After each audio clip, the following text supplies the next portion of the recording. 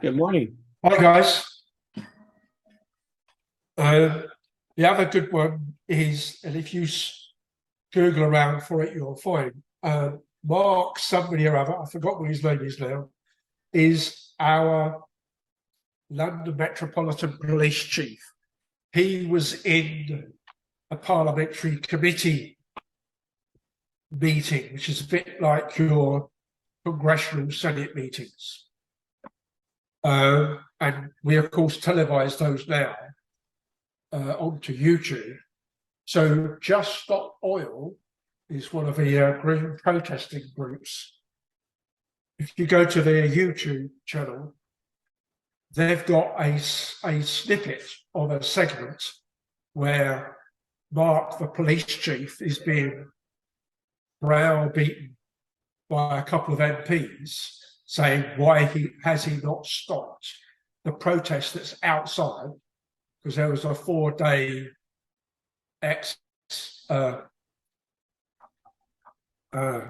Extinction Rebellion, Just Stop Oil, and a whole bunch of other green types, all the way around the political part of Westminster. So Parliament Square, Whitehall, Downing Street, etc. While you couldn't hear them in the meeting room, there was clearly a couple of people who had been, how do we get to the meeting from the house? Because it's in a next door building, it's not in the same building complex. Although I'm sure there's some sort of underground tunnel because security wouldn't have allowed it otherwise. And why haven't you arrested the protesters? Or more importantly, what the MP said, why haven't you arrested the eco-terrorists outside? Eco-terrorists. Yeah.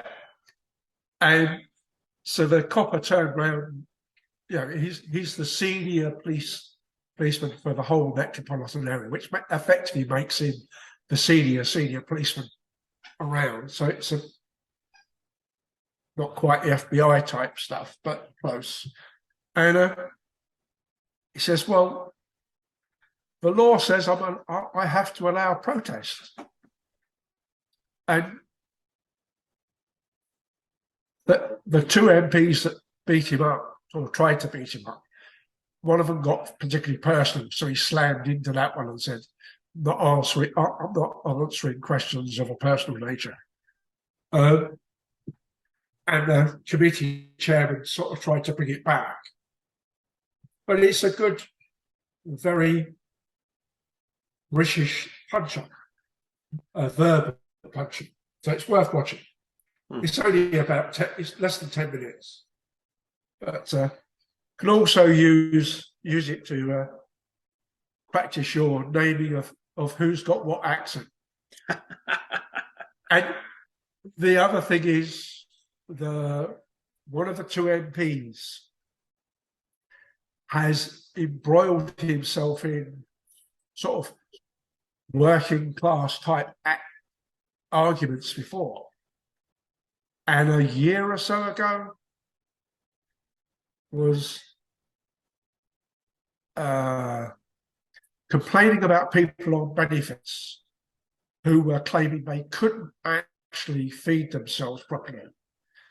And there became this big argument about the 30p breakfast, which was on the same week that they had to reissue the Houses of Parliament menu, which is a subsidised menu for members of the House and their guests, that shows that they are paying less than 20 quid for what out on the street would cost you 30 quid or more. And they're complaining about, as usual, there's this them versus us, the 1% versus everything else type thing. They're complaining that people are whinging about not being able to do a 30p breakfast. At which point there is an ex-firewoman who, for various other reasons, became homeless with a kid and became quite famous for giving advice on how to cook and buy food the most effective way. Mm-hmm. And she did a whole series of 30p breakfasts that said you couldn't actually live on it. It's a stopgap for a week or so, but it's not part and parcel of a regular 2,000 calorie type diet. And so I've in the past, when I've joined in a couple of debates on the 30p breakfast and or similar things, when this particular MP comes up, I tag him as being the 30p brain in a 30-pound world, as in the paraphrasing of the Jed Bartlett quote about one of his competitors in one of his fictitious elections of a 22 caliber brain in a 3357 Magnum world, because I thought that was quite a good, very undemocratic, being a gun metaphor, way of doing it. So in this case, he's a 30p brain in a 30 quid world. Seems to work quite well. Anyway. Chris. Oh, Chris is arriving. All right. So, Which means we have to work. Which means it's time to get to work. Yes. All right. So I did listen to, and then I kind of went back and read and highlighted the intro and the first chapter of Doughnut Economics, which I was really hoping was not was going to spell donut D-O-N-U-T, but turned out spelling it the old way. But I guess, you know, she's not from here, so we can let that go. And can I say it's not a donut? Well, it's Kate's choice. It's not her complete invention, but she's by far what seems to be the biggest seller of work with either circular economics or donut economics in it. And I think sometime in the recent past, I linked to the Smith School from Oxford University debate between Jason Hinkle and somebody that she moderated. And that's a really good walk into the whole thing as well. Yeah, I would like to see that. I did watch, and I actually assigned for the last discussion of my economic history course this semester, I did assign her 15-minute TED Talk. And we, you know, and I showed them a picture of a color image of the donut, and we kind of talked about that. And partially that was interesting because we had, I'm co-teaching this with with an economist, with somebody in the economics department. And he very much likes Greg Mankiw's, the Harvard professor's textbook. That's what he uses generally when he teaches economic theory, when he teaches 101. So I thought that was kind of interesting that this begins, you know, on the very first page. She talks about Harvard students walking out on a Mankiw lecture. I hadn't quite realized that had happened, so that was quite good.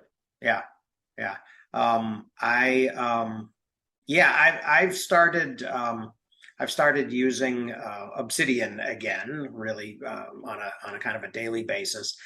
So Chris, you just commented about the aliases. I noticed that I had actually created on some of my notes from about a year ago, I had created a whole block at the beginning of each note that I was, thanks for the link, Tim. I will look at that. that I will have to kind of think about whether or not I really want to do that. I had sort of that was one of the things that I had found, that I had a template for every kind of note and stuff like that, and I found that to be a bit too much. So as I go back to Obsidian, I'm going to try to not do that. I did try playing with the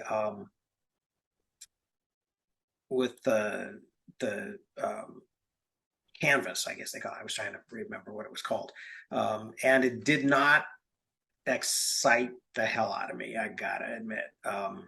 I like the implementation of that visual space in Skrintle, but I also have to say that I've become sort of disenchanted with Skrintle, and I haven't been using it lately because really because just of I have a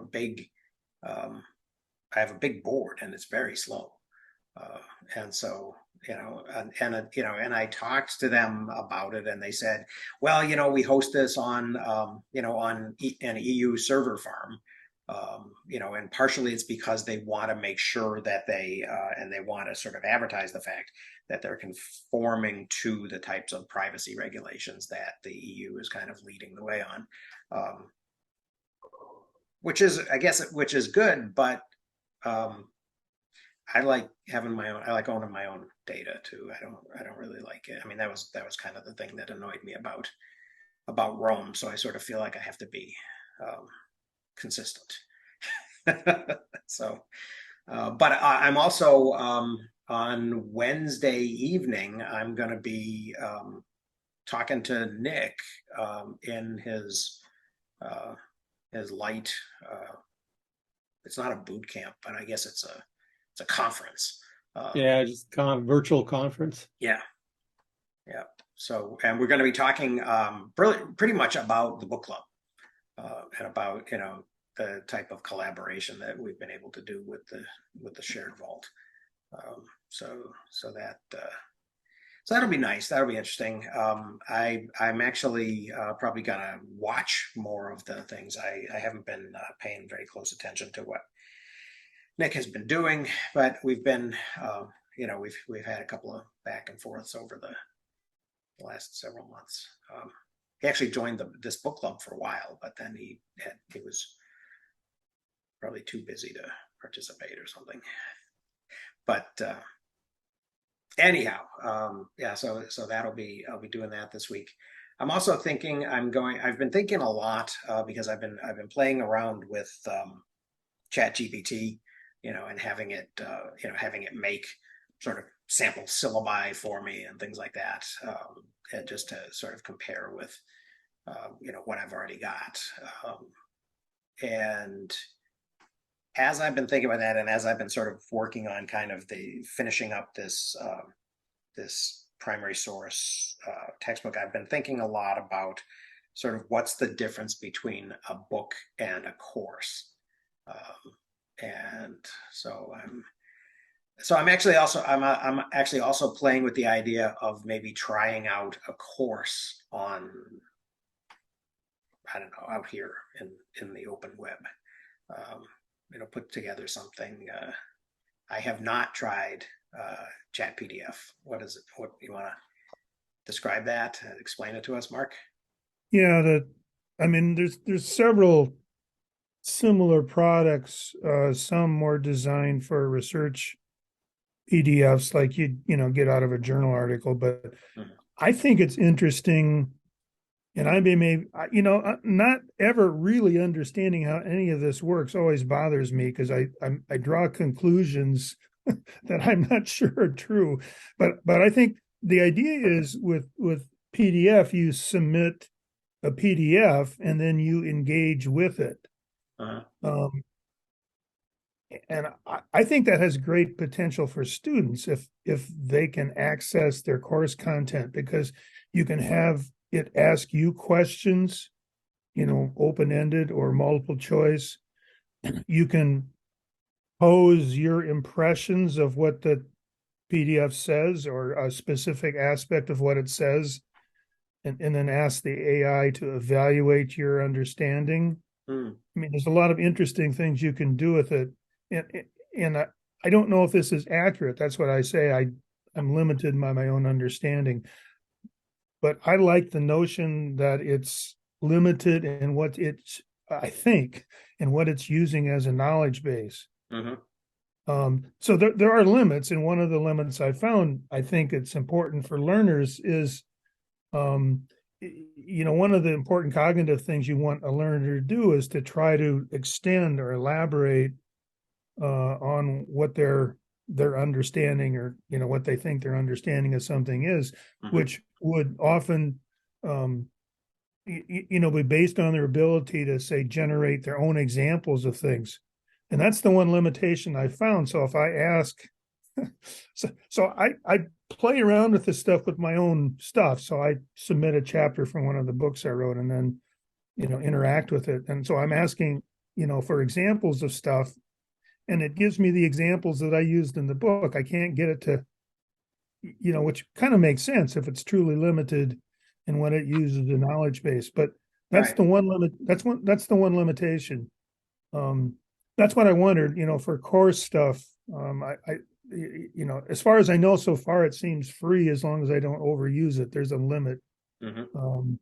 But I don't have a class anymore, so I always thought that would be interesting to assign to students if you could give them a reading. Mm-hmm. But there is another, I'd have to look it up. There's another product that's designed more for professionals that has to do with research articles, and it's the same thing. You upload the PDF, and then it will summarize and analyze the method section and the statistical outcomes and stuff like that for you. So I happen to, at present, that's what I'm most interested in. AI are these, what I like to call study tools. I don't know if that's the whole idea that how do you evaluate, if you look at studying as all the thinking you do after you first encounter the information, whether it be a lecture or reading a chapter. Mm-hmm. What is it you do to increase your understanding and extend your retention? Right. Yeah. And I've been thinking, actually, as I've been thinking about a course, and thinking, well, what would a course be like? One of the things that really sort of struck me as what about, after you've read something, right? Then what happens to it? What do you do with it? And so I've been sort of thinking about this group as kind of a model, right? We're all people who are sort of here voluntarily. We're not getting anything out of this, aside from, sort of expanding our own understanding of the world. And that's,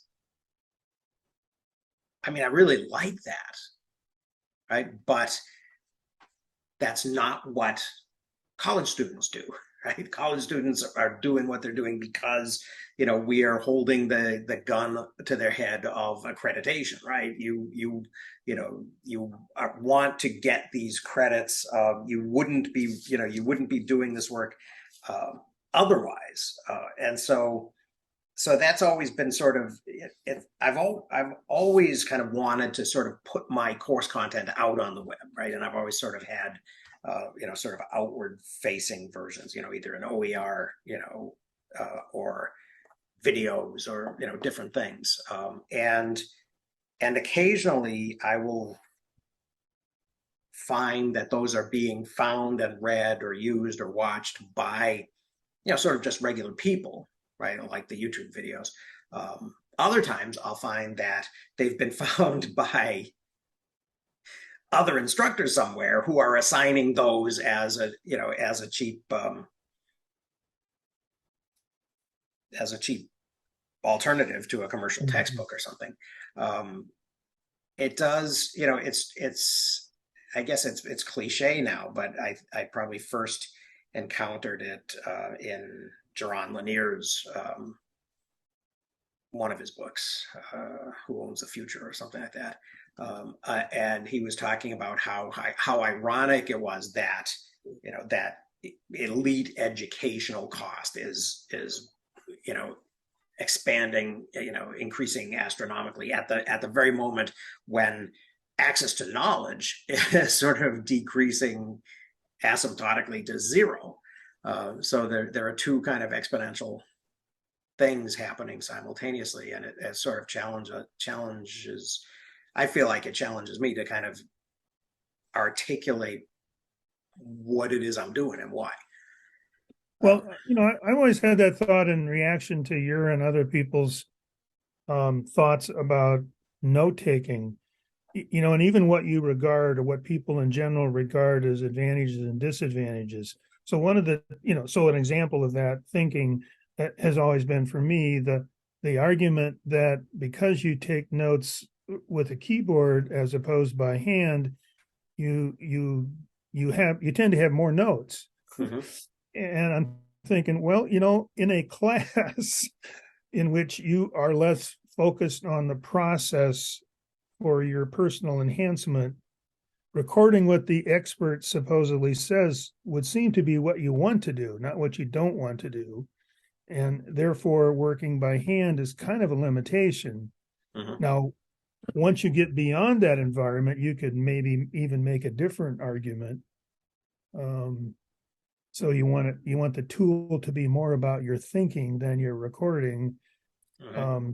I don't know. There's just a lot of interest. You're right. Once you cross the barrier between learning for yourself and learning in part because you are seeking certification, the rules kind of change. But kind of going back and forth, that's always been kind of interesting to me. To like us, we may see a personal advantage in enhancing our understanding because we can write more effectively or Mm-hmm. get more articles accepted or whatever. But that's a whole different kind of mindset than when you're trying to meet someone else's expectations. Yeah, right. And in a classroom, it does seem like to go strictly by, sort of the way Aaron's described it. You want to write because that's gonna cement these things, or or Scott with his neuro imprinting or whatever, that somehow is going to be better. It sort of assumes that the professor is going to slow down long enough in order for you to kind of think about it as he's saying it, and not just kind of I think a lot of people, it's just like an emergency. They just need to they need to get it down as fast as they can. One of the things that I thought was promising years ago was I had one of those, I can't remember the name, but it was a pen that had a recorder on it, and it had special paper. And I can't remember what it was called, but I could record while I was writing, and so I would write my notes, but I also had the recording of what was going on. Yeah, LiveScribe, thank you. And so so that sort of saved me, so I could think a little bit and not be afraid that I was going to miss something. But yeah, that's. Yeah, it's an interesting, I'm sort of thinking about, classes just ended. Oh, wow. Nice. That's a nice one too. I remember there were varying qualities of them. That one looked like it had the LED on it. This is the Echo 8 gig. Mm. And I use them almost exclusively for very dense graduate level math lectures. There's no way in a million years I'm going to get the density of what's going by. So I do that thing. I at least write down as a minimum everything the professor writes. And because he's writing, I can at least keep pace. Mm-hmm. But you can never capture that and also capture all the verbal pieces or even the salient pieces. So, and then those tend to be the few lectures that I'll go through 3 times before I feel like I've absorbed even half of what happened. Mm-hmm. So it's phenomenal for that. Yeah. But even in your framing of, shoving all this stuff down students' throats, somehow in hopes that their alimentary system will absorb it into their brain is a tough one for me. Mm-hmm. And I'm super proud of you that you have absorbed the idea of OER, and the next thing you'll come across sooner or later is ungrading Yeah. and figure that out. Because for me, it's, and I think we do some of the stuff backwards, Yeah. but it's, how can you present something in a history class so that they see all the big salient pieces and at least are aware they exist, but then let them do what we roughly are doing here of experiencing the material and drawing something out of it that may benefit them and their other perspectives on life.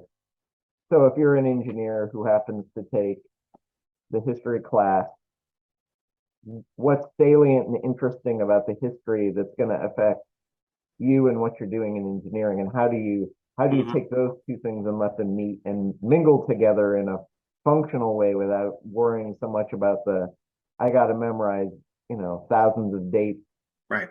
and events, and figure out how they connect together versus how do in fact, that's in reading this, I have been working with a young 12-year-old who, I know is going to meet these things sooner or later. So I recently got her a set of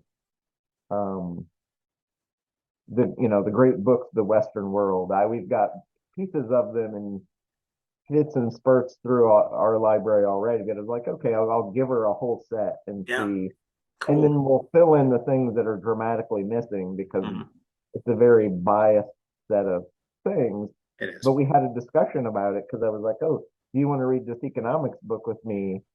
And we can talk about it and have our own book club instead of, you as a 12-year-old may feel totally out of sync with, a bunch of white-haired cisgender.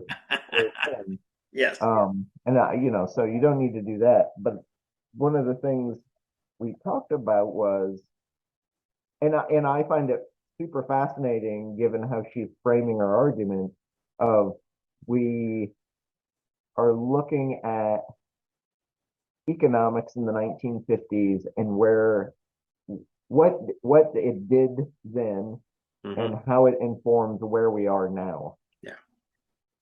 And I said, so let's look at the bibliography and then the index and see how many of the authors and writers are referenced in those two places from this series of books that comes roughly up to the 20th century, and how influential those are on where we are now. Yeah. And there are at least 11 or 12 references we found in the bibliography. And then within the index, there are another like 11 to 15 references to things within the great books, if not big themes, but specific authors. So Darwin is there, Marx is there, and I was surprised because my guess would be, maybe 3 or 4 will show up. And I was like almost stunned that there were as high as 11 out of 54 volumes of work. But it was an interesting experiment to play with her to say, here's how influential these things are in our world. And that brought up the question for her and I of she's reframing the mistakes we've made in economics that paint a picture of a world that is not reality, but that we're actually living. But at the same time, she's looking back on all these old classics, and she can only bite off as much of the donut as she can in this small work. But are we also making that same mistake of following all these old greats and the images they have handed down to us in the same way?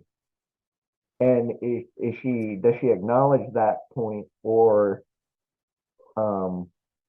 is she kind of selectively picking up pieces of those old, I always refer to them by the older Latin name sententiae, the old great bon mots, the great quotes from history, the things you would have collected in your notebook or your commonplace book. But the wise sayings of the church elders, would have been the things you would have collected if you were, a good student back in the day.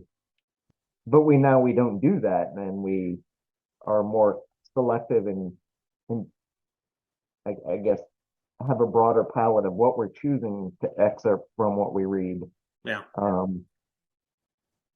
But that for her, I think that was an interesting little question and exercise to have done. And now that we've done it, I'm curious to see what falls out of that as we continue to proceed through the book.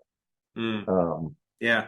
Yeah, I think it's interesting to think about the stuff that, because economics doesn't claim to be, to deal with other types of value, aesthetic value or moral value or, environmental, that maybe we have to be careful about just too casually accepting a package of those and kind of not examining them in the same way.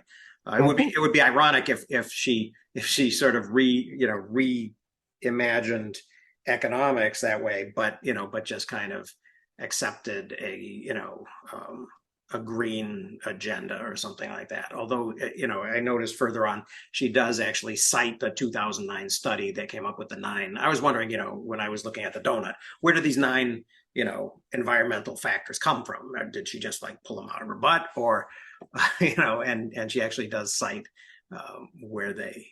Was that the Oxfam study? It was, let me see, it was on, I highlighted it. So let me just scroll through here. It is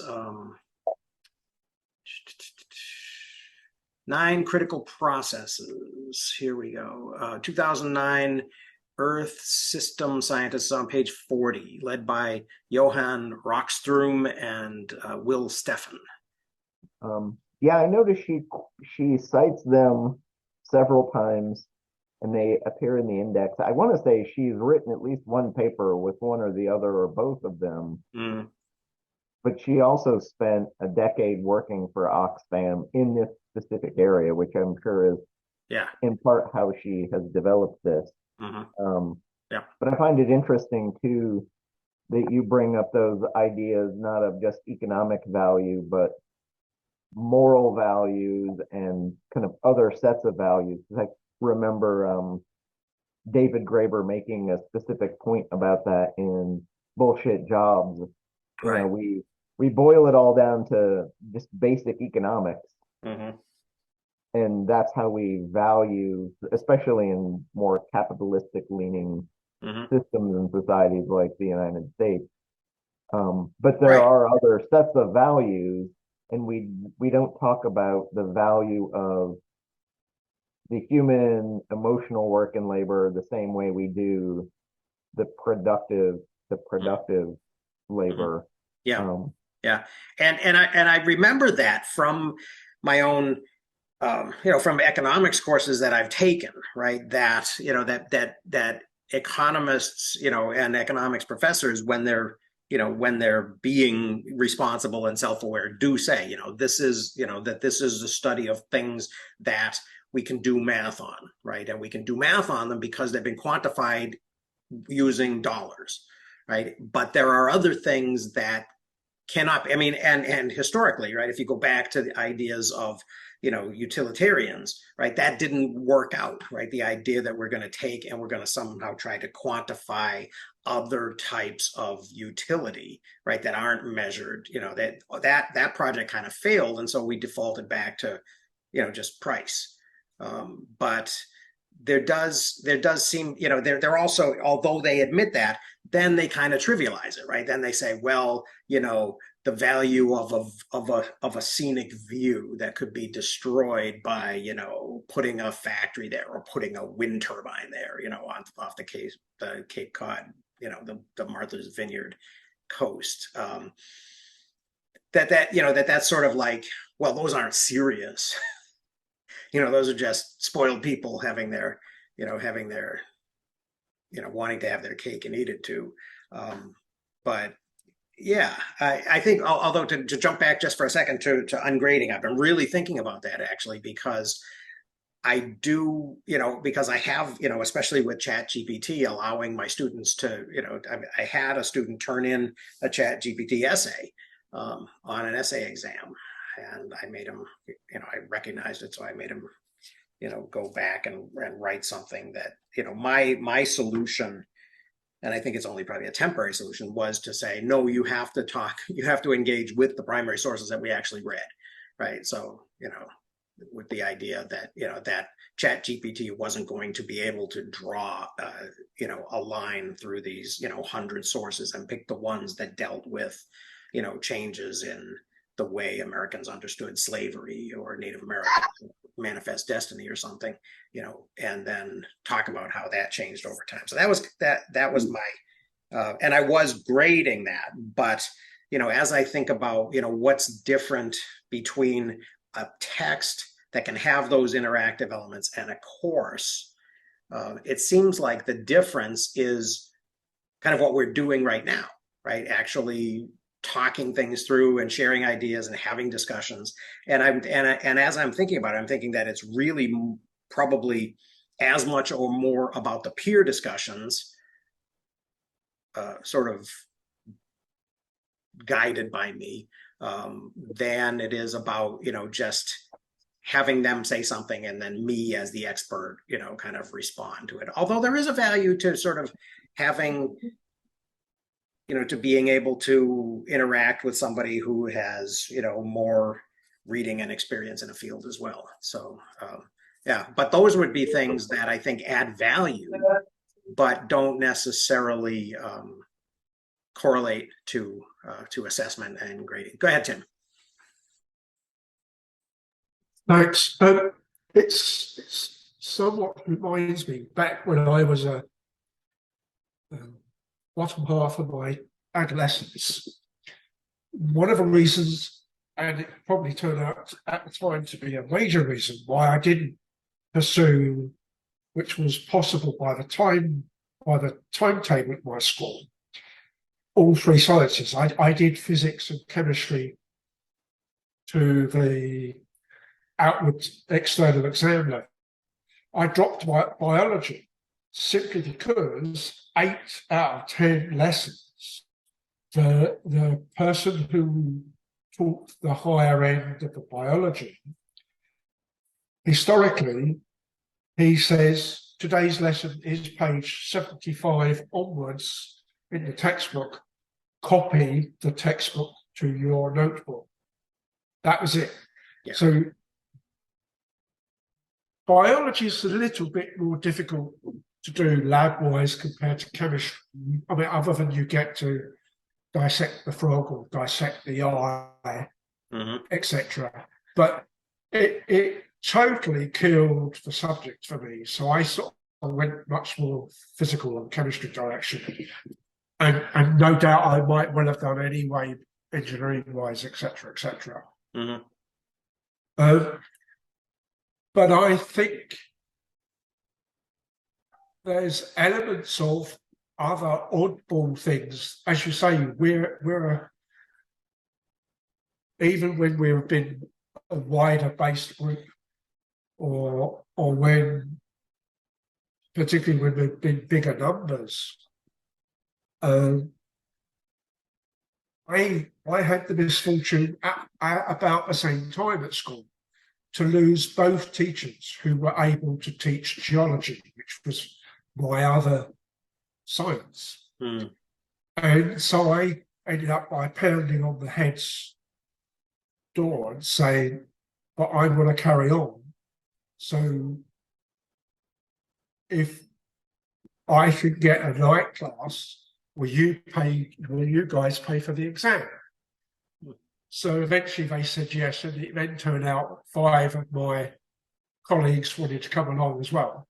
So the next thing I know is the 6 of us were all trotting down on whatever day of the week it was, to the local girls' school, which had the adult education classes in the evening, one of which was geology. And it was taught by a college lecturer. So it was a completely different style of teaching, except I ended up by getting my bum spanked, because he gave us the topic once on one of the homeworks that were given out. And they were like every other 3 or 4 lessons. And the first one, he gave out what was a nice topic, but the way he said it was a very bland way of saying it. So I spiced up the title and got spanked for changing the title. So I thought, and it wasn't like this is the title and this is the topic. It was write an essay, 3,000 words or whatever. And I can't remember what it was. It might have been plate tectonics, but maybe not. But and I sort of went back thinking, well, fuck education for that. What's the point? If you're not being explicit, why would you pick? And it's like the one thing that made him stop giving me a B plus instead of a B or whatever it was. And there's a number of those issues where do you make the effort, coming back to our sort of education for our own sake because we want, as opposed to you've either elected to do an overall course, and of course in many cases, as was my university, there was no real options of taking, oh, I don't want to do lighting, I want to do more heat transfer for my engineering course. The engineering course was fixed, although there were 2 paths, and you had no choice of what you did within it.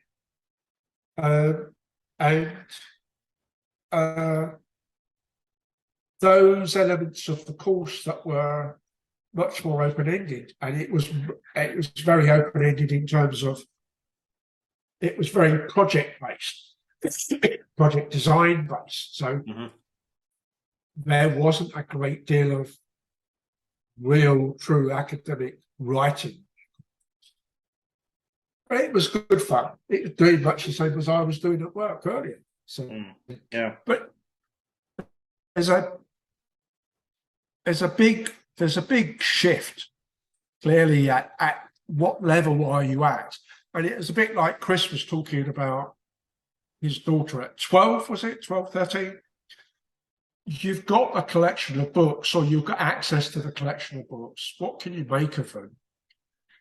And particularly as a relatively clean slate, what do you make of them in light of the new book? Yeah. Because, I mean, the big thing with Doughnut is it is a really big model change. You know, in much the same as,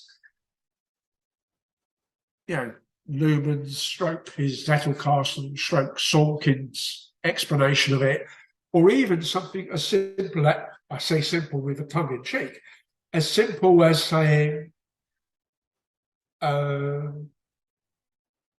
use Obsidian instead of a piece of paper. yeah, And more importantly, a piece of paper that is a school notebook. So you can't link things that easily, etc., like you can a stack of cards or reorganize. Right. Yeah, my son actually, he's 17, and he has been going to my university for the last 2 years of his high school because the state pays for that, which is great. But he has gotten to the point now where he is excited. He took an upper level philosophy course with a guy who is, I think, the editor of the Commune Journal, right? Who happens to work at, you know, he's on a 3-year contract with us, and it was a commune centric course, and so my son Gio was like, he was sort of excited about it because he likes this guy, but then as it went on, he's like, oh, it's too much commune, and why do I need this much, and it was becoming, and the course itself was kind of becoming absurd, and so so he was really because he had been homeschooled and then he had started these college classes, right? And without ever having kind of that, no, damn it, you'll do it because I said, because this is the assignment today, and and that kind of strictness, which it didn't really occur to me that that would cause him to sort of challenge the idea that he should even do what's on a syllabus, because why, right? Because and he's frustrated, and he's saying to me, well, these are the books that I want to read. It's not like I don't want to read books, but I want to read these books. These are the ones. He's interested in neuroscience and and neurochemistry and that sort of thing. And he's like, so he's doing research and he's finding these things out. But then he said, then it's like, no, you got to go do your statistics homework, or you've got to read, you got to read about what happened to Camus when he went back to Algeria or whatever, and that seems to be kind of an old model that he's having a little trouble with, because he wants to make those connections, right? And he spent a lot of time when we were homeschooling him, on Skype or Zoom with my father, who taught literature, who taught the kind of all of the comp lit surveys at UC Davis as a lecturer, and then and so he was exposed to what we used to call the canon, which my father has actually shifted to calling foundational texts, which I thought was very cool that he. Oh, so you don't mean like an actual cannon that shoots things? No, because that's probably how he was viewing it. Yeah, right. Well, it does kind of bring up an interesting potential model to give people some freedom and flexibility. Because my problem, like his, was often the syllabus is too narrow. Mm-hmm. But in a course like what you're doing, where you have, an open educational reader with a multitude of primary source documents, and very likely way more primary source documents than any student is going to have the chance to read all of throughout a semester long class. Right. You, as the experienced hand, can walk in with a couple of themes and some sort of through line through the material that you're suggesting, or let's focus on these things and these particular subtopics. Right. And then have a group of OER texts that the students can then kind of pick and choose, 2 out of 10 in each subsection as they go along. Right.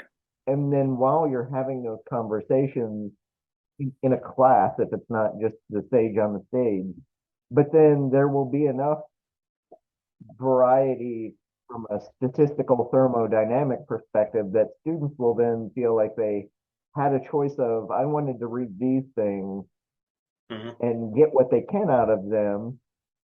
And those will pop up in discussion, but then they'll have the benefit of not only your experience and your kind of thought leadership, but also what other students read and what their thoughts were with respect to all the other topics, the 30 or 40 people or 150 people are bringing to that class. And then they may say, oh, I read the wrong things. I should have been reading the 2 other things. I just didn't know better or didn't have the time. Yeah. And maybe they go back and they read the couple of extra as bonus material that they never would have read or even considered reading. Yeah. But that kind of at least gives a student enough space, because I think in some topics, you make them take the statistics lecture, and it just may be the driest, dullest thing, and there's no selection there. Right. And you have to go through it in a very linear order, and there's only really one or two ways to do it. So, some of those things you may force to, but in at least the humanities, there's a much bigger realm of things to choose from that you can at least engage their curiosity, even if they hate history. there's Right. going to be something in history they'll find interesting. Mhm. That question is what and how do you approach it and meet them there? Yeah. So your job is easier than the statistics professor who's just screwed. Yeah, I don't know. I took a statistics for social scientists course, I think, when I went through it, and it did, and there were enough applications of, of probability and stuff that made it interesting. Yeah, no, I agree. I think it would be valuable it would be really valuable. I haven't figured out how to do it to actually let the students choose the track. If I were having them write a paper in this, and actually I've considered doing it as and I have done it actually on these exam essay questions, right? Pick something that interested you about this set of sources and sort of connect the dots, right? Track it through and see how attitudes about Native Americans changed over time or something like that. And I gave but the problem was that I said things like, and I gave them like 6 examples, and all but one of them chose one of those things, one of those examples, right? And then and one of them actually did say, I wanted to track economic growth, and and they did that because I had a bunch of passages in there that were just descriptions of cities like Boston and New York and Cincinnati as they changed over time. I remember, and I'm not going to remember his actual name, but his Twitter handle, Cal Historian, Oh yeah, I know him. said he taught with his, I think he used Obsidian or some digital version rather than an actual paper-based flip Zettelkasten. Mhm. But I've come across examples in history of, I'm going to say Frederick Paxton was one of them.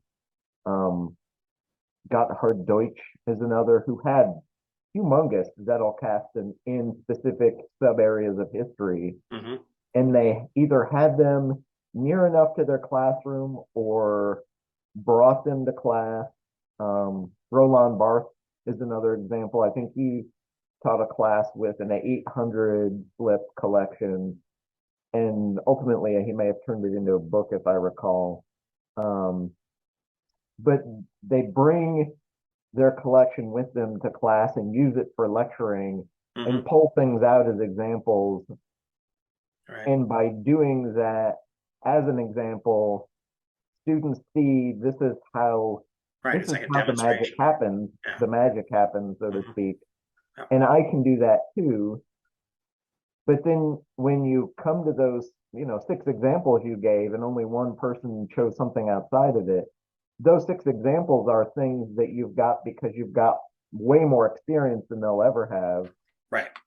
But if they're also Well, and building up, also because I designed the text, right? well, So it yeah, has I mean, and that's an irony of that whole situation too. It has the illusion of being more open, right? Because it's primary sources, right? And it's not just a historian, telling you a narrative, that I've decided, connects the dots of cause and effect, right? But I've still chosen from an available universe of, yeah. uh, of thousands and thousands of texts, which sources, which 200 sources I'm going to put in this book. And then I've edited them so that, that 10,000 words become 1,500. So there are a lot of opportunities for, for me to, Oh, to guide, and hopefully it's just guidance and not, if you're a professor though that's also researching and writing, you may take a handful of open questions you have in your box and say, I know these are germane to this area I'm teaching, Mhm. and throw those in as open questions students might answer for you, Yeah. or at least they can be paying attention. I know if you have talked about Feynman's 12 questions Mhm. of here are the 12 open questions I'm working at actively Right. for the big ones that I really care about, and always have that list. But you can search through my hypothesis account for the tag open question, and there are weirdo open questions on every topic under the sun Hmm. hiding in my box. Hmm. And quite often, if I'm at a loss for, and I'm never at a loss for what do I do next, but if I were at a loss, or if I'm writing something in a specific sub area, I'll look for that topic in the word open question so that I know what the open things are in the sub area I'm working on right now. Right. Is it sometimes it may be a simple, easy source I can look up and find a quick answer, but oftentimes it's a harder, like this may be a whole big can of worms, Right. open question type thing. But can you assign some of those as potentialities? And then as you're teaching that same course, for you, it's different every time.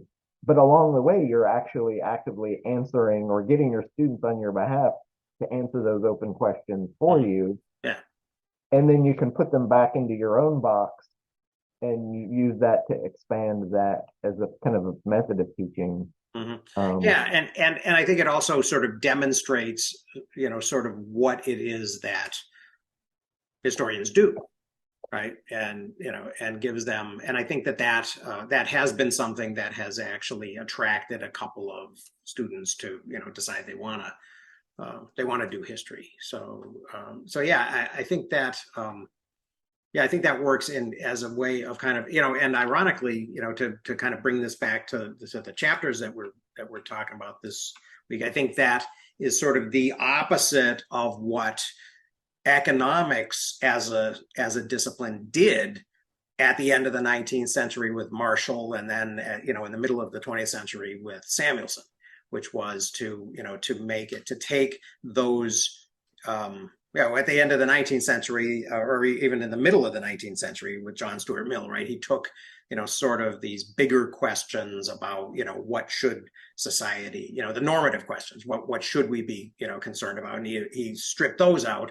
And then, and then Marshall took the dynamic element out, and he basically created static models, right? And measurements, which in order to work at all had to hold everything else static, right? And then Samuelson sort of also didn't really do any didn't do much more. I thought it was really interesting to kind of go back to what you were saying earlier, Chris, that Samuelson, and one of the things that struck me, and that I actually talked with the economist that I was co-teaching with about last week, was this idea that a lot of what Samuelson did was, if not determined, it was heavily influenced by these 800 engineering students, right, who hated these economics that they were being forced to take, and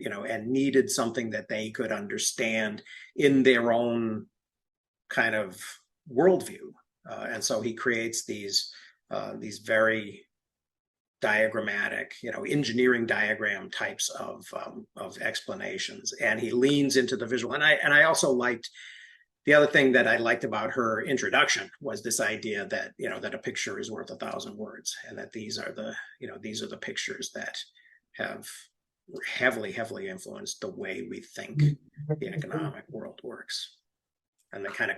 But that harks back to Donald Meadows for the systems thinking approach that became the clever way we talk, etc., etc.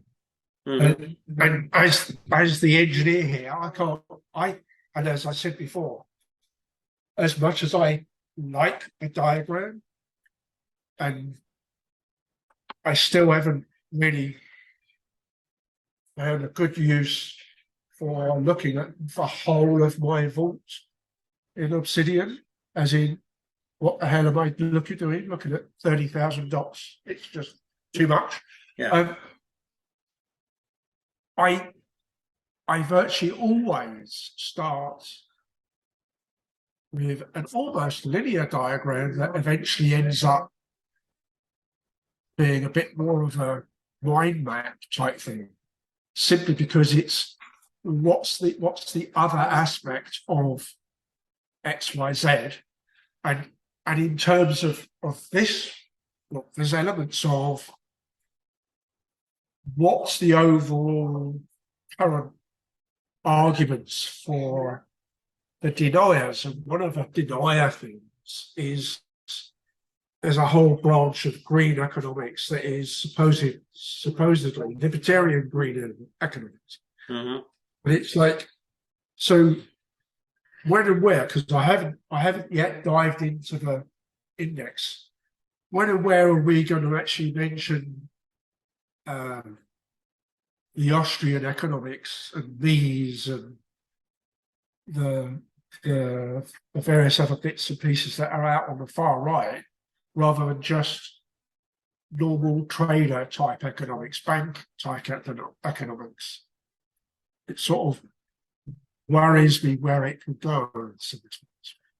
So, I'm reading it a bit more of a novel, so I'm waiting to be surprised. Yeah. There was one section, and I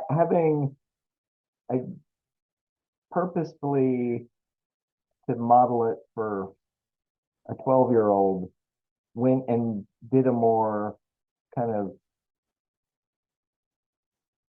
Adler reading, an initial reading of the book, by which I like went through the bibliography with the fine-tooth comb, and I sat down and read through the index Hmm.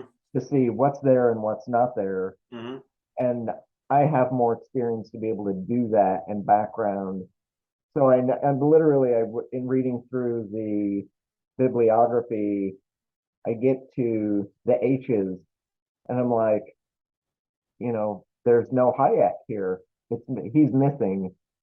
She mentions a lot of others, but Hayek was missing.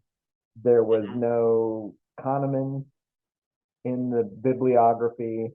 Yeah, and there's only one Heilbronner, and it's not the one that she. It's weird though, because she cites books that are not in the bibliography. Yeah, and then she's throwing some stuff in, but I noticed one part where she said we're going to look at, some of these other areas of the economics that are missing often, and behavioral economics was one of them. And but I, having had the experience of gone through the bibliography and the index, there's, I think, one reference each to Kahneman and Tversky in the index, but no citation of any of their work. Yeah. And my background in complexity in economics is vaguely reasonable, but not stupendous at this point. I've read more in complexity theory as it relates to other areas, and not with the overlap of economics as much. But I didn't recognize any names on that stripe, which I kind of expected to see a little more, because to me there's more complexity in the economic space now than there was in the 50s by a long shot, and we have much more complex models of what things look like than that simple drippy faucet looking thing that Samuelson used, or even things like having come through the pandemic, and we now have this class of people that we talk about as necessary workers, or people that we can't get by without, but that we wholly underappreciate otherwise, economically and in every other sense. Or when we need to economically tighten, the thing in the economic system that seems to tighten up is we tighten up against Black and brown people and women who we marginalize, but they are what holds the fabric of most of our society together. But we fire them first, we let go of them first, and that there's a fungibility. And if you think of it as in that kind of mechanical engineering plumbing diagram, essentially the economic system just pressurizes what's there and cuts them off Mhm. economically. And because you can extract $10 or 100 or 1,000 out of their outputs not being there, but they're still doing that work. So now they're just doing it for free instead of being paid for it. Mhm. Then you can increase the pressure on the other parts of the economy to make them not fail as well. When what you really want is that free emotional and physical labor to still keep going anyway. But kind of corporate bank economics knows that they can get away with squeezing that piece of the economy, and who cares? People will complain, but those people are always complaining anyway. So, what do we gain? Mhm. And I'm hoping that parts of this donut model take into account more of that piece of, the economy sectors that we just have always left out, because you only measure what you care about, and we don't care about that as much. Although now there's more, or at least we have been reading here more about equality and how to measure and realize that those things, have an impact. Yeah. Yeah, I was looking as you were talking, Chris. I was looking at the bibliography. There does seem to be a lot missing, but the endnotes do seem to somewhat make up for that. Yeah. Yeah, and I'm looking at the Kindle, so I don't have an index. Well, I'm most curious too, because I don't have the environmental history background you do. So I'm hoping we can lean on you for what's there, what's missing, what's not missing, what do you wish was there, kind of Yeah. bits and pieces, Mhm. which in the sense making that I'm putting into trying to extract out of this book, the benefit of having a group like this is I can lean in on your experience and expertise there that I just totally miss.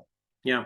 Or Yeah. what would I be missing, or what is she missing, or what is she not, throwing in on that. Right. I think so far I'm not alarmed because I think she used I mean, just to kind of go back to the issue of Hayek. I thought she made an interesting point about Hayek, sort of by mentioning, what he said in his and I assume it was his Nobel speech, Yeah. and then also yeah, kind of putting him on the same page with with Keynes, and saying, well, okay, and that I think was a point that, I mean, didn't that come up in Myth America, right? The idea that that Hayek was sort of too nuanced, and so they had to, in order for to find somebody who would really toe that sort of conservative neoliberal Mont Pelerin Society line, they had to go with Friedman. Not hearing you, Jim. That having Hayek and Keynes on the same page, in my set of notes, not for this book per se, but generally, would happen quite a lot, because there's a number of instances where they actually agreed. Right. That's what. Yeah. Right. And whereas or disagreed in more interesting and nuanced ways than you'd normally assume. Yeah, but a lot of the external conversation about both of them is how distant stroke antagonistic they were, yet they're not really. Right. And I forget, there's the other basic economist whose name begins with H as well, if I remember rightly. That is old school basic. This is where you should start. Hazlitt, Henry Hazlitt. Yeah, I met him. Yeah. I was going to say, and then the next thing, of course, I get is that you know him, or you've met him at least. Yeah. And so, yes, in much the same way as Chris just piped up, and part of, as per the email I sent the other day, is there's an element of obviously the major new bit in this book is we used to use business, money, profit, management, process, and effectiveness as the driver to find profit for our shareholders, for our backers, as being effectively the only looking glass. And now, of course, we're adding all these UN sustainability aspects, which is part of where the 9 ecological ceilings. Okay, it was very, yeah, it reminded me of very much of the UNESCO 17, sustainability. Yeah, I mean, it's part and parcel. If you look up the book in Wikipedia, there's 2 sections in the middle, one of which lists out the sustainability targets or areas, whatever they call them as, goals. And then the next section, or the one above it, whichever way it was, I can't remember, is the 9 ecological ceilings. Right. As being, now we have 2 groups, 2 separate groups, albeit major overlap. And I'm thinking, oh yes, she also talks about meadows and the Club of Rome report, etc. I'm curious to bring it back to the book that actually picked me up after my degree. The one book that really landed this whole problem back into focus to a certain extent was the old Lomberg skeptical environmentalist.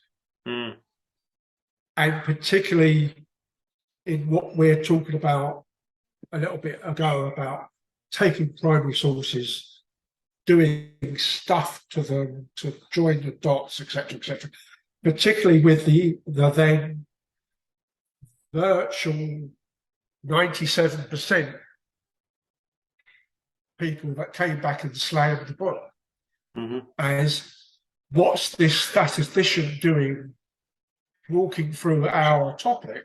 And then, of course, albeit the IPCC had started, there was less seemingly, let's all do this together, let's be multidisciplinary, compared to what there is now back in 2001, or whenever the book came out, 2000. And I think in part, it's a shame that I think Scientific American have actually taken down from their standard website that special edition that they did to pan the book, because I thought it was a really good example. Which book? This book or the limits? The skeptical environmentalist. Oh, I see. Okay, yeah. Yeah, from memory, there was a special edition or a big section of the next edition where they panned the book. But when you go through some of those critiques, some of them were way more valid, more relevant, and more honest than others. Yeah. So it was a good example of, okay, we've looked at the primary source, if we call the skeptical environmentalist the primary source, and here's the critiques from a whole series of people, all from slightly different backgrounds and slightly different points of view. Now look at those and see how good those arguments are or not, as well as their supporting information, etc. And it's a bit like I piped up earlier in the chat. It would be a good thing for the ChatGPT or the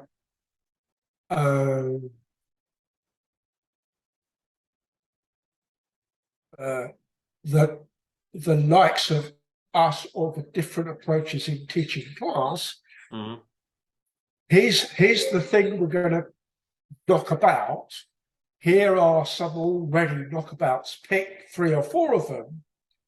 Go through those relative to the book and come back with your own reanalysis of their analysis. Mhm. That would be I would suggest, be an excellent teaching tool, either for teaching ChatGPT It would be or teaching students. it would be really valuable if you could, yeah, if there was a tool that would help with saying, okay, you connected A, B, skipped C, D, E, went directly to F, H, and R, right? Because those supported your thesis, right? And you didn't deal with these other things. So that would be valuable to have one of, and as far as context goes, one of the things I was just looking just before I found that Amazon page for the skeptical environmentalist, I was looking at all the things that Donella, I thought it was interesting, and I thought it made sense coming from her Oxfam background that she's as enthused about Donella Meadows as she is. The limits and the idea of system thinking, but that's sort of another thing that interests me about that is the historic context around that, right? The reason that they were able to do, the Club of Rome was able to do systems analysis at that point was because they had a computer, right? In 1968 or whenever it was they started it. I think they started it kind of in reaction to Ehrlich's population bomb. And so, which was just, the one thing. This is one thesis, right? And so their innovation was that they would take, 6 variables, and they would use a computer to allow them, to kind of crank up the volume dials for each of them individually and see, how that changed the model and all of that. So it was very contingent on the technology, really. And of course the question that might suggest is why didn't other people become more multivariate at the same time? And they sort of gave an example of that, and then people didn't rush. Some people did. Right. And that's why ecological economists or environmental economists become much more relevant at this point. And that's why I was really impressed when I discovered that what's his name, Alf Hornborg had discovered Ilya Prigozhin and had started playing around with ideas of chaos and thermodynamics in his sort of reinterpretation or reevaluation of Marxist theory. Chris mentioned sort of this century and the back end of last as being a much more complicated marketplace for economics. And most of that was they were being driven by models. So the economics side, as in, let's take this theory and make money from it, clearly saw the benefit of models. And then, classic, as often I do, and you think of a Hollywood example, and we'll leave Sorkin alone for this one. You go and watch The Margin Call, which was basically about the 2008 Fannie Mac collapse, without actually saying that's what it is. It's all about the model, and what the model after the fact, because they weren't managing it properly, told. And that then comes back to a lot of the poverty stuff we were doing with the American chapter by chapter book that structurally was quite rather different, was driven from the neocon deregulation imposed by Reagan, allowed the models to be unrestricted, and therefore Right. Right. And sticking with Hollywood, is that not what Terminator is trying to tell us? Yeah, right. Right. Well, and it's kind of interesting because the model becomes so complex, right, that nobody who's using it really understands it, right? And that's why, and I remember in the late 1990s, when I was a systems engineer for Silicon Graphics, right? And among, in addition to putting like Onyx 2s in the Hayden Planetarium, because that was my territory, New York, was we were selling a lot, and I've probably mentioned this before. We're selling a lot of these big systems to people who wanted to have a supercomputer in their apartment so they could do trading. Right, so they could basically run these big models, especially the ones that that react in milliseconds. And if they can react, a couple of milliseconds before the market, the rest of the market does, then they have this edge. So there were huge models that were being, and that's when people either went into really high end theoretical physics or hedge funds like Eric Weinstein, but people, so few people actually understood the models that were, that they were running, that exposed them to, these risks, especially tail risks that, people like Taleb were able to take advantage of.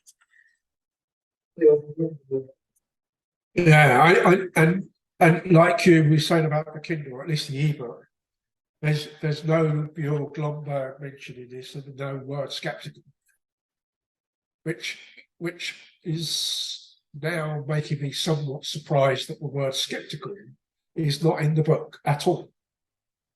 Yeah. But I'm now wondering whether I'm going to use ChatGPT or just Chris with all the referencing and backlinks he's doing for me. Somehow I need to pick up Chris and put him in Obsidian, I think. And that suddenly leads me on to a thought that passed my mind today because I was struggling. I don't type very fast. I've never actually formally even tried to do a self-teaching thing on maybe it's teachers typing or whatever the one is these days. And I was an expert witness once way back in the day, very early 90s. And the UK has this two-step legal system whereby your lawyer is the person, or the lawyer is the person that deals with all the grunt work. But we have a barrister who is the person that does all the front work in court. And that's the first step on the way to become a Queen's Counsel, but is now a King's Counsel. That is also, because we don't elect judges, that's the first step on to becoming a judge. And when I met the barrister for the first time, having done 4 or 5 expert-to-expert meetings and with the lawyers, he was the only person that could actually type and look at your eyes and watch your mouth and body language and not look at the screen at all. And yet he was typing as fast as I could speak. Wow. And that somewhat impressed me. And it's like, I know that I've got 3,000 words to type. That's probably 45, 50 minutes, do nothing but type. But I also know that my brain works fast. So I then start 1, editing, and 2, going off track. Mhm. and it's a real pain in the proverbial. But and integrating things like the equivalent of a hypothesis, or just actually using something like CLASP, because I think Mark mentioned CLASP a while back. I quite like that. It's nice and simple within a web page. That works quite well. Haven't quite got Zotero to work outside of PDFs and files as well as CLASP does on a web page. And don't really use hypothesis as much as I would like to, I suppose. And there's a reference I made back up to Nicole's element on making notes, doing this massaging that we keep talking about on Obsidian that beats using the card equivalent, the paper card equivalent. Mhm. Within there, she's towards the end from memory. There's a whole series of instances where, because we were talking back when we were talking about aliases, there's a whole series of instances where she's adding aliases consciously, but also as a result of searching and doing her review of topics or review of a project or of a general weekly review, or just using the ability of Obsidian to give you a random note. And while she does a lot of these demos on a demo account, which has only got a couple of hundred notes, she also occasionally switches over to her normal account. And she did a quick example where she went from about 1,500 notes as being an answer to a question, and how using one more term, one more alias included, etc., brought it down to a couple of hundred quite quickly, as being a really good example of you can't do that so easily with a stack of cards, especially if okay, Pat and I have both mentioned about old Evernote databases. Yeah.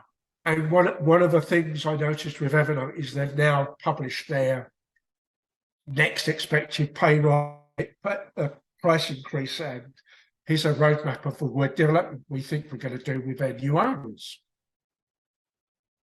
And one of the bitches I have about Evernote is if you type into search Fred blogs, and to get it to do Fred blogs as a name as opposed to Fred and blog, you have to put them in quotes like you do in Google.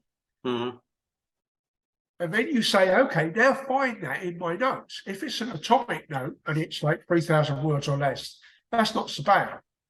But some of my notes are 20, 30,000 words long. So there are a lot of screens, and you can't find it because Find wants to find exactly a quote Fred blogs quote marks. And there are no quote marks. It's just a search syntax that you're using as opposed to an actual piece of text. So it's a mismatch that find and search are synonymous within Evernote. It's not. So, and no, not Eleanor. This is Nicola van der Hoven on YouTube. Oh, okay, right. I know her. Yep.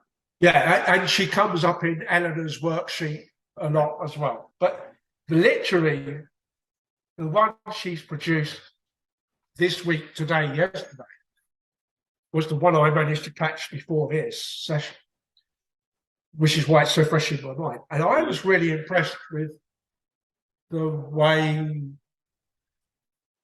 she was massaging notes, and it's pretty close to what I was doing.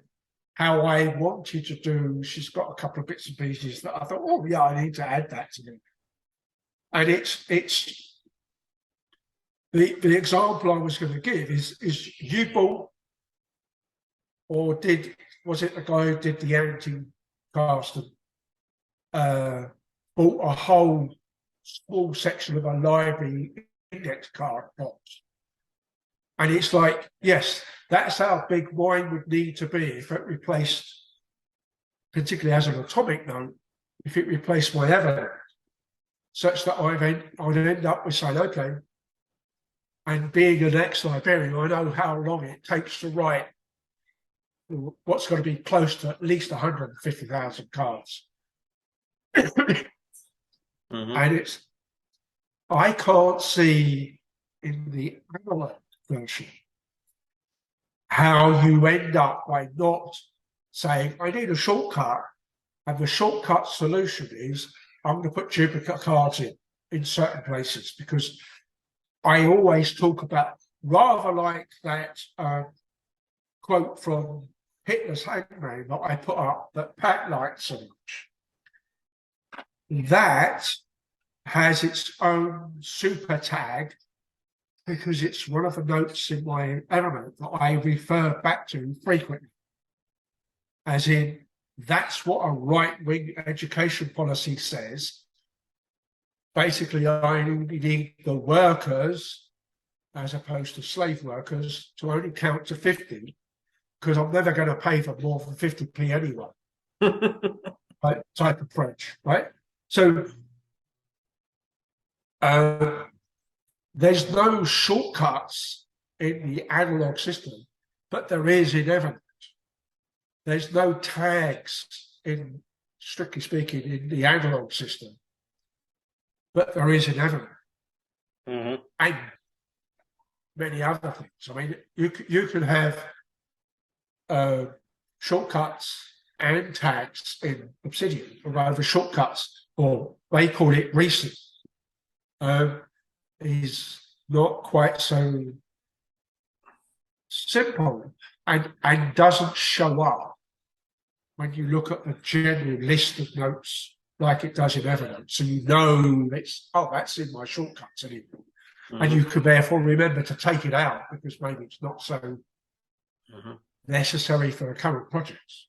Right. But it was quite a good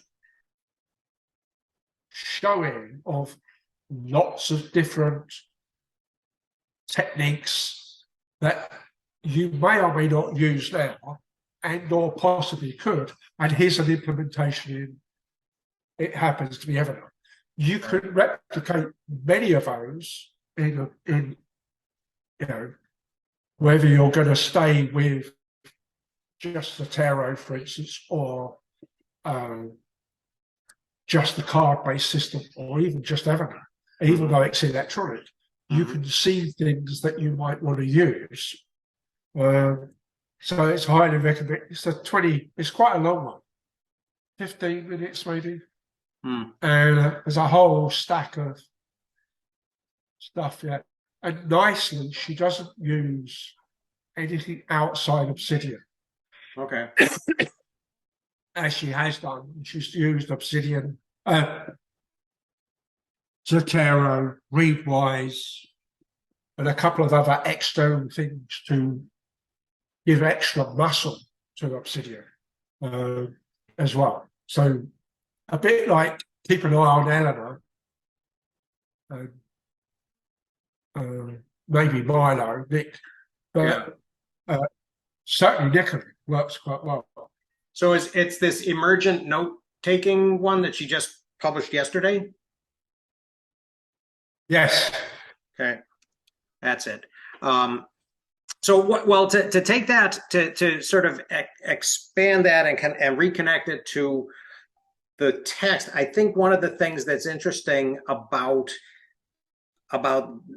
what you're talking about, Tim, that connects with the text is this idea that Kate Raworth is talking about what Samuelson did in taking, where he says, I don't care who writes a nation's laws or crafts its advanced treaties or treatises, not treaties, so long as I can write its economics textbook. The first lick is the privileged one, impinging on the beginner's tabula rasa at its most impressionable state. So, which links back to what Chris, you put that you double bracketed that earlier on in the chat. So this idea that people aren't generally drilling down the way we're trying to do, and I'm not even trying to do it in all areas, of course. So there is a space for people to occupy and be relevant and be influencers, right? In kind of making these ideas occupy. What do we go ahead? Expand on that. Well, there's the as you say it, I'm thinking like there's the Occupy movement, but then there's the how do you occupy the space of these ideas? Mm-hmm. The average American, I think, barely has enough time to do their job, spend some time with their family, pay any attention to the news to be angry at something. Yeah. But you're overwhelmed with all this information, and how do you, deal with consuming it? And for me, having a book group like this that's reading some of the books that we're reading is phenomenally valuable to be able to see and delve into like the conversation Kate Raworth is having, but also have that kind of be part of the greater conversation or the great conversation of with all the other things that are going on. And how do you take, two index cards with two disparate ideas or even two similar ideas and kind of delve in a little deeper to compare and contrast them and pull something new out of it Mm-hmm. to get into the, that idea of emergent note taking Yeah. or emergent idea. We have these, and Rayworth is kind of making the point that we have these economic models from the 1950s that were informed by economic models of the 1850s that trace back to, both Adam Smith and even as far back, she, is quoting Aristotle in this book. Mm-hmm. And how do we improve on what we had? Mm-hmm. But it takes coherent thought and argument, and she's putting a thesis out into the world that she's been working on and others have been talking about. Mm-hmm. And now a much larger audience can look at that with all of their different perspectives and contexts and chew it up. It's the Jerry Mikulski talks about the great fungus or leaf cutter ants that chew up. The ants don't care about the leaves, Mm-hmm. but they're doing the work of taking the leaves back to a nest so something else can digest it, and then they're getting their nutrition and requirements from that thing that's doing the digestion The on symbiotic. behalf of them. Yeah. And it's a well, and so then is the thing that she's going to do actually going to be a complex structure, or is she trying to replace what she's calling pre-analytic vision or worldview or paradigm or frame with another frame that will be a marker for this more complex thing that she's doing? And that is, and I'm not sure which way she's going to go with that. Is this going to be, sort of a complex argument, or is it going to be, a pitch for a new? from what I've seen thus far, she's taking a super stupid simplistic economic model And I, it might even go back, you might call it the old, the clockwork worldview that Mhm. Newton and others of their time had of the world is a simple machine and it's set in motion and it's going to just grind through its own clockwork and you're going to get the results you're going to get. Right. And we have now replaced that in some senses. Some people still think that the world works like that, and it's patently obvious to me, at least, that it does not. Yeah. Um, but we're still operating on that assumption. Right. So even today, the Fed, takes their simple switch of interest rates up or interest rates down, and that's going to be that's going to control how the markets work. Yeah. Yeah. And in their mind, it's either amps up or down how hot or not the economy is, or how much unemployment there is or isn't. Right. And particularly, it's super unfair in a world where, hey, interest rates go up, and that's one of the things that we expect to happen is unemployment will rise. People will lose their jobs. Right. And people will lose their jobs. But at the same time, we're living in a world where, but who cares about those people who lose their jobs? They're just not working hard enough. Right. But Right. you just have said you're going to flip a switch and force people out of work, Mhm. but then you're not going to supply them with the goods and services to keep them off the street and out of trouble and all the Mhm. other social ills that come with being out of work. Right. And the far side of the people who believe that that's an economic thing are not going to give them any money to support them. It's just, Right. hey, that lever is going to Pull make harder on your super rich, bootstraps. you know, but it's also going to make the rich super richer at Right. the same time. Like, Yeah. okay, the world is not that simple, but from what I'm seeing so far from her, she's expanding that economic world to include all those other people, Mhm. the the moms who are staying at home and raising the children Right. who aren't drawing a salary, but they're doing work, Right. or they're adding more to the kind of this fifth of the clockwork system of, hey, yes, we can be super capitalist Republicans and we can destroy the earth and mine materials out of it and extract value and wealth for ourselves. Mhm. But let's totally ignore the secondary effects of what that does to the people who live in that area, Right. and not, a mining company can come into Montana and strip mine the holy hell out of it.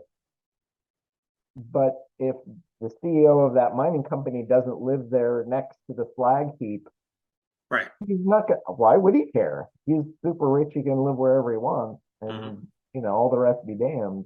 Yep. Why hold his feet to the fire to make it a better place? Right. Because we can just turn this into a super fund later and let the taxpayers bail us out.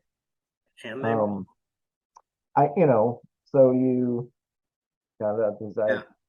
Yeah. Well, that's Well, go ahead, Mark. Sorry. well, one of the big issues in all of this, I think, is how you make variables that people are considering or should consider, influential. So, like we've tried, there's this concept of carbon offsets, for example. Now, if the government would implement some kind of mandatory, um, consequence Mhm. like carbon offsets, then it's worth considering that variable. It becomes part of the model. So now you also have to see that as a cost to the way you do to the way you do business. So that's what my initial reaction to the what I think is the direction the book is going is this will become a more complete model, but only parts of the model will end up mattering unless there's a way to, maybe she thinks somehow by getting people to think like this, there will be more pressure brought to bear that these other consequences and costs and whatever are somehow accounted for. Mhm. And beyond that, seeing this all is a matter of economics.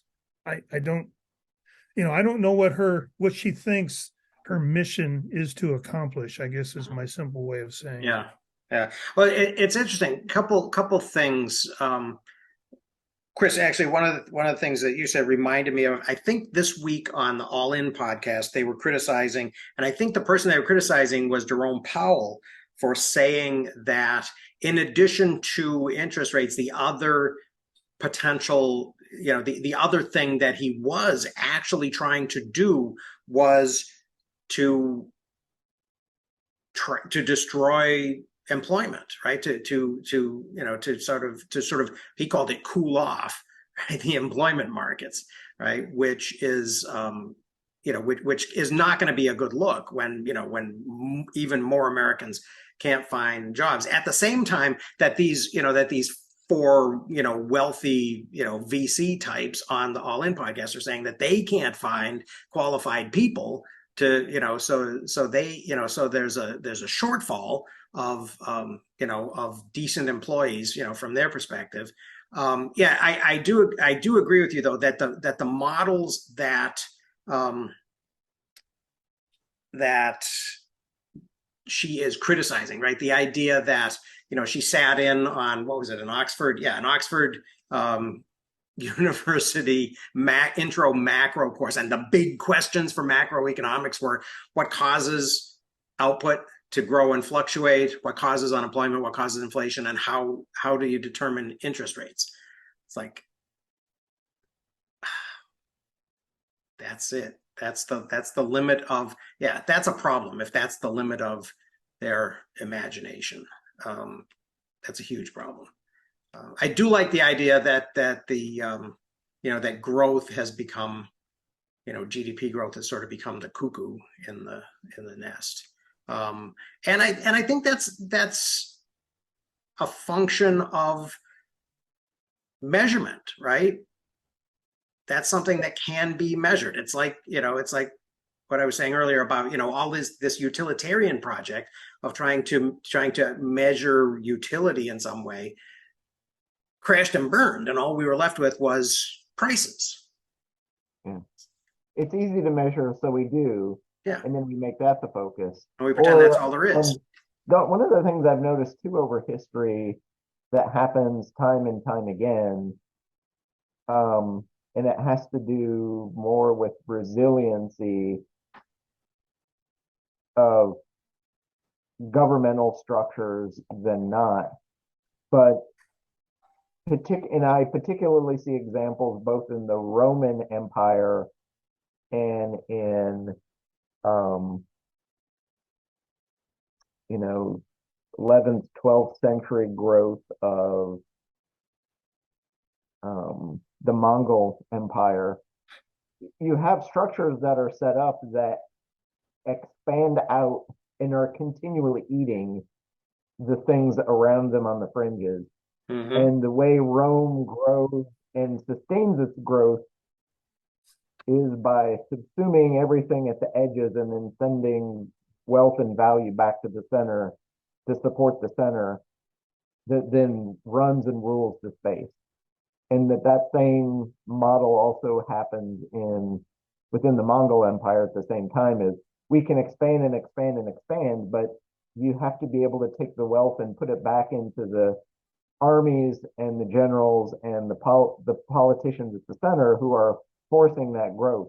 And you can only grow so far, so fast without destroying the culture, or eventually you outgrow yourself without providing the infrastructure internally to then make that continued growth sustainable. And both in the Roman Empire and the Mongol Empire, eventually they got to some limit or grew too fast, outgrew themselves too fast to be able to support that center. Yeah. And then the center falls apart and then the whole system falls apart. Right. Or the line or the command and control can't extend as far as it. Or you don't have the supply lines to be able to support the thing. But what happens with those two examples with modern day history, how much can the United States grow and expand, or the economy grow and expand without eating itself. You may have an Ouroboros like, snake eating its own tail, but then when the thing collapses, what happens to all the people? Mhm. Are we going to be forced into another dark ages, Mhm. particularly when we're so heavily reliant on electricity and computers, you know, and everybody's computers die, and then those of us who are still using some analog method, like, you know The machine we're all starts. gonna we're all gonna die because we don't have the guns to fend off, much less Right. support the food requirements of a major city.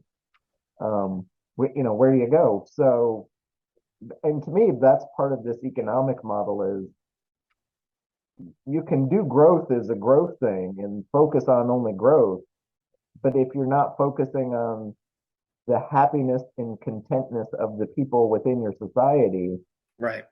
what is your growth for? Right. Growth? Yeah, and I think No. that's where she's going. Yeah, I get the sense that's where she's going, and I hope she goes there quick, because I'm not, I'm not against this measurement of, how many millions or billions of people lived on $1.90 a day, and how now it's less, 1 in 4 lives on less than $3 a day. That type of measurement seems, ironically, seems to be like from last generation's economics that she's trying to transcend. So I think it's unfortunate that, hopefully she won't continue Yeah, kind of harping on that, because whenever I hear that $2 a day, $3 a day, I wonder, what I wonder about is what's the actual cost of living, right? You don't have to collect as much money in a place where, society is providing for more needs, more human needs, by way of public, kind of provision of public goods.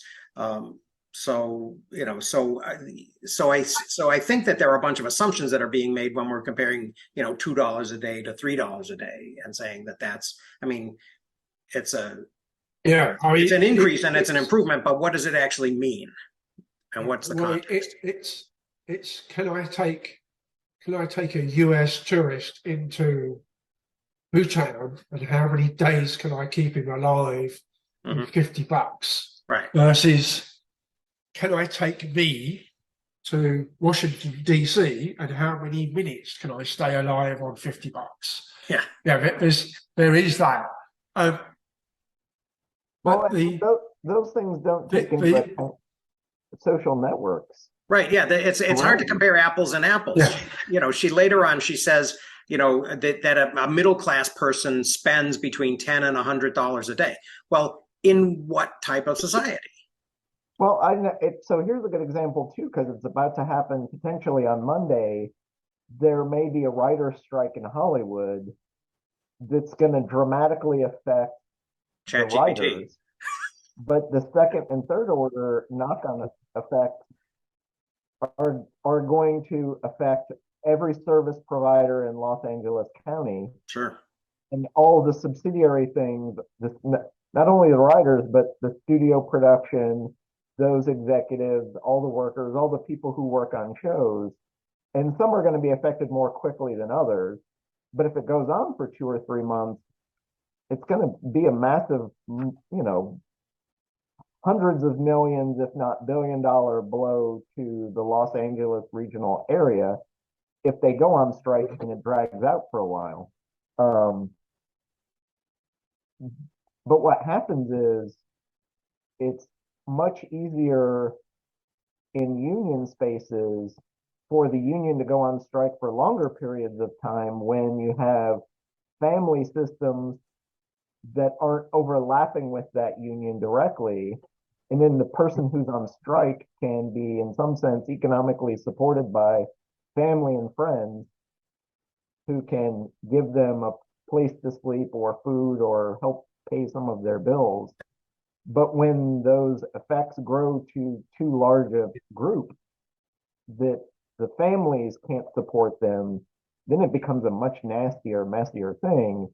and they don't have that kind of negotiating space with the kind of fungibility of the family to back you up. Mm-hmm. And Well, that's a big diversity thing. Yeah. yeah, but That's do we take those parts of the economic model into account when we do that? You can bet the studios will, but the Writers Guild of America is not thinking 4 layers further deep. well, Generally. I would look at it upon how big is the conurbation. If you're down to the size of a village, you've got a really big problem because it's likely to be one significant external employer. Whereas, you know, I'm coming from the UK and I was pretty sure it's pretty much the same for you guys in particularly, say, the mining industry. When we had our miners' strike, when Maggie was PM, the whole community, rather like you were just saying with the elements of the writers' strike, was affected. But the difference we had, unlike with you, although it's the same industry, you were split across several different unions, whereas the miners, the primary earners within those communities, were all miners. Whether you were an above ground person, below ground person, management, health and safety, whatever. So it was effectively, other than the bosses, everybody was out. So the family and most of your friends are on strike. But all of the businesses, all of the small businesses around were first level customers. You know, the stationers, the bookseller, the clothes manufacturer, the tin hat manufacturer was solely based on that mine. You know, and so therefore you were rather stuck.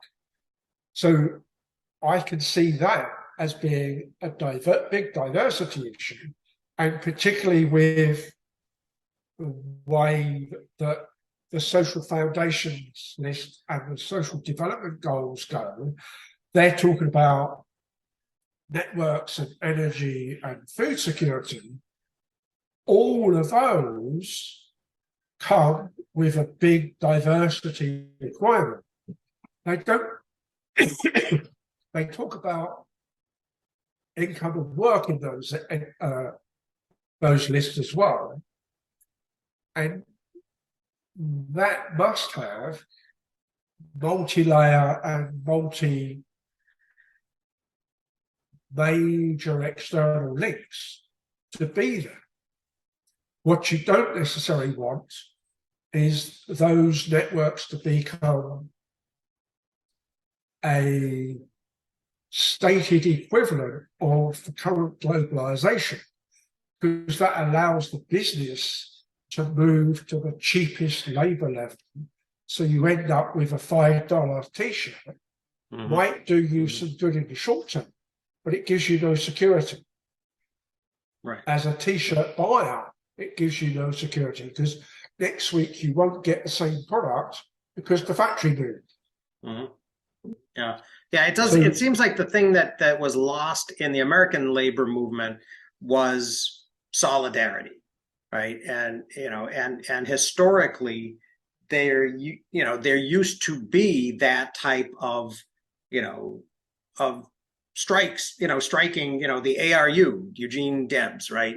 Struck on, he basically took the railroad workers out of work to support the Pullman strike, right? Which was a bunch of guys manufacturing, Pullman palace cars, right? And so, so those types of things used to be much more, much more similar. So or much more regular. So you didn't have to have one big union. In the, later in the 20th century, you had, I mean, the biggest employer in America after the Second World War was General Motors, and the biggest union was United Auto Workers. So, there didn't need to be as much solidarity, right? Because when the UAW called an action, everybody went.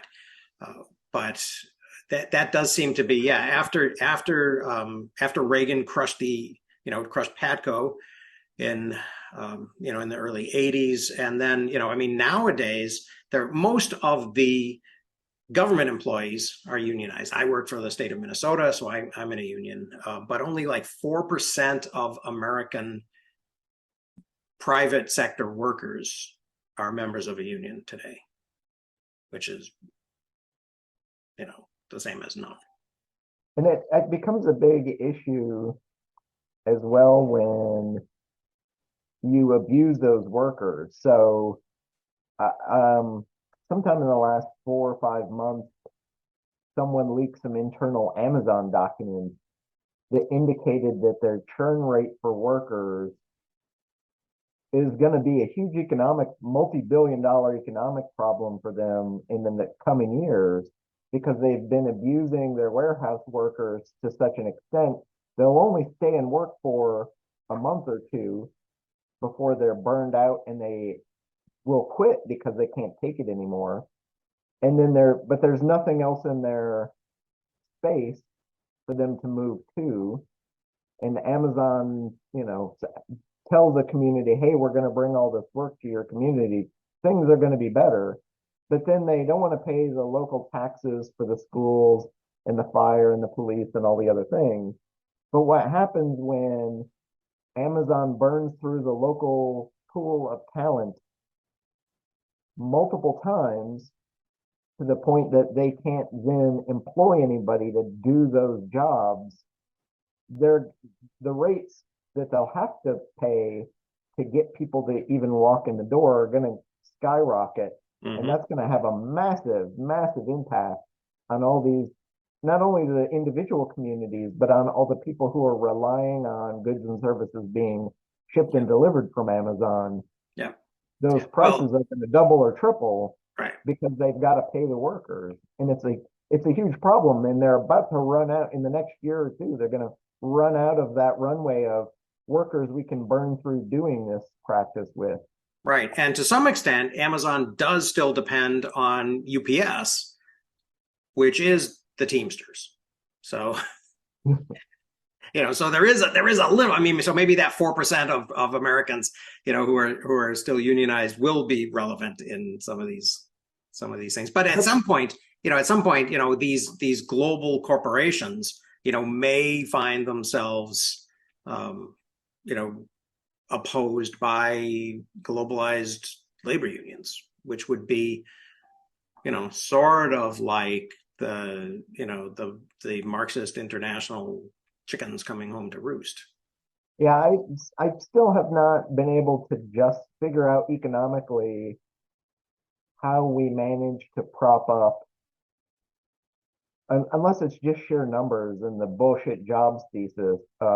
So we go through the pandemic and we realize very quickly who are the essential workers. And a lot of the essential workers are the people who move things from place to place, or the teachers who are doing actual, real physical work that's needed, the essential part. But those people are some of the worst paid on the planet. Right. And versus the, the less necessary paper pushers and, file keepers in big corporations who mm-hmm. are sitting around most of the day, or who are designing things so that their mouse moves or their keyboard clicks at certain rates so that their company knows they're still alive, active. Yeah. Because that's what our surveillance society has done. Right. In fact, I actually look at a lot of what happened, a lot of this note-taking stuff that we all talk about has become a big thing at the tail end of the pandemic. Yeah. All these, workers have created these new apps. And to some extent, that we're all occupying ourselves with these tools Mhm. because the pandemic let people have enough fungibility. And hey, we've got time to play around with this stuff because we're not occupied at work enough. Right. Well, and yeah, and those guys on the All In podcast yesterday or Thursday when they recorded it, one of the things that they were arguing about was whether 30% of the work being taken over by language models was going to mean a 30% reduction in the number of white collar workers, or whether the white collar workers would just become 30%, all of them become 30% more productive. So on that note, people are leaving and we have to drop. But we'll take that up next week with chapters 2 and 3. Sounds good. All right. Thanks, Thanks a lot. See you.